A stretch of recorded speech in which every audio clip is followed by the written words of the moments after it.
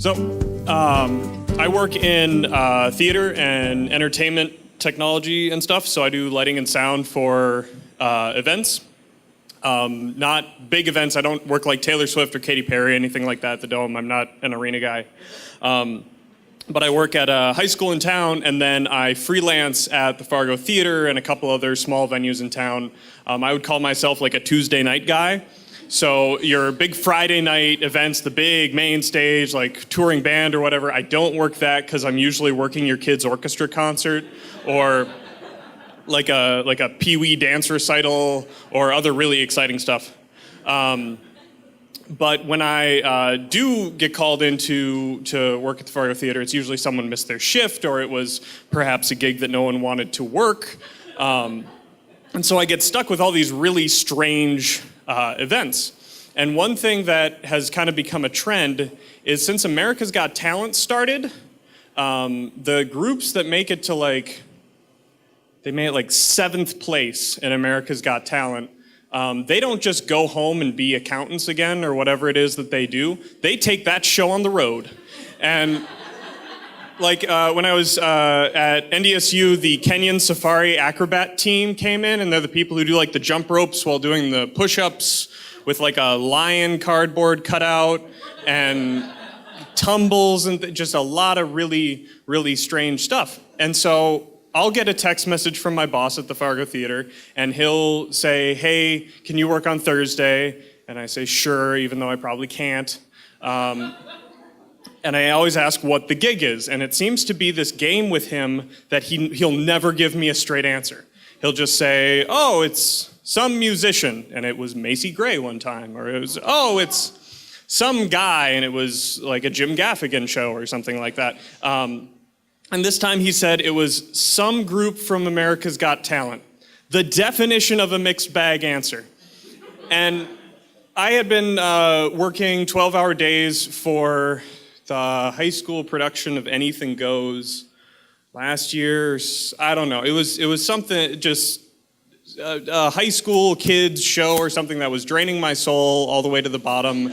And I was exhausted and I was tired, and you get really depressed when you're doing those just rough shows and you sit back and go, this is for some, it's like a middle school performance of a show or something. It just drains on you, but I have to throw myself into it completely because I'm an artist and I have a degree in that. And so I arrive late. I don't know why I haven't been fired yet. I've been late to almost every gig at the Fargo Theater for over the last 2 years.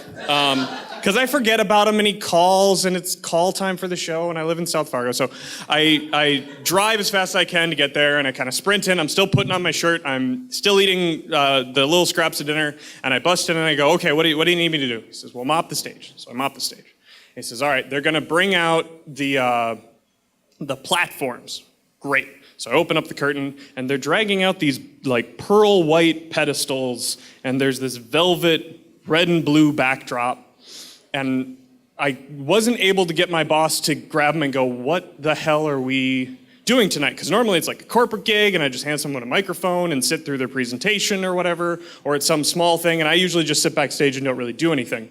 And I walked backstage to find my seat and to find my headset and everything, and I went to the way back of the stage, and as I rounded the corner, there was a little red wagon, and in the wagon was 6 poodles. One real poodle, like a full-size purebred poodle, and then like a variety of half poodles and quarter poodles. And I went and got the headset and said, "What exactly are we doing?" He said, "Yeah, it's like a poodle guy." I said, "Okay." And so I was introduced to the poodle guy and his family, and poodle guy does not speak a word of English. It's all Spanish, so he gives all the commands to the poodles in Spanish. And then there's a son and a very unhappy wife of the son because she's on the poodle tour.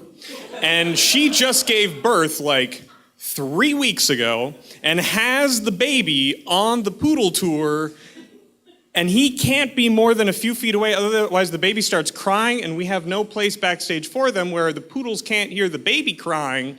And so it's the husband's responsibility to keep the baby from crying so the poodles don't make noise on stage and behave themselves. And it's somehow my responsibility to ensure all of this is happening. And so the show gets going, and what takes place is I get Poodle Man on stage, and they're doing crazy stuff. This is legitimate poodle work, okay? Like one poodle's in the cylinder, and the other poodle's pushing that poodle as it walks. They were doing hop-salongs, holding each other's paws. I can't even imagine.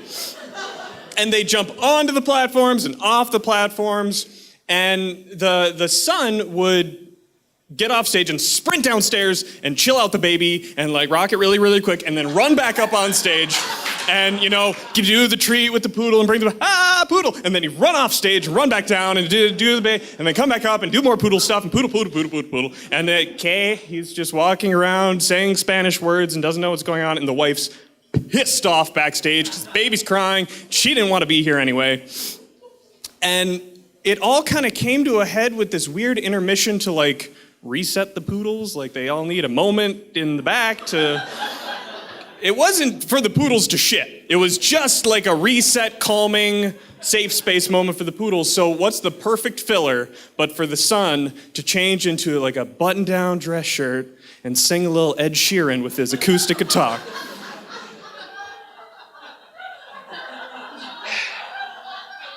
And he comes off stage and says, "Hey, how'd it sound?" It was great. And it was, I mean, to stay on theme, it was 100% fun and games. It was the best gig I've ever worked in my life. They let me play with the poodles. You got to pet the poodles. There was a meet and greet with the poodles. Like, you got to hold the small one, and like, the big one would chase you for anything. It was like a palate cleanser of a gig. It was beautiful.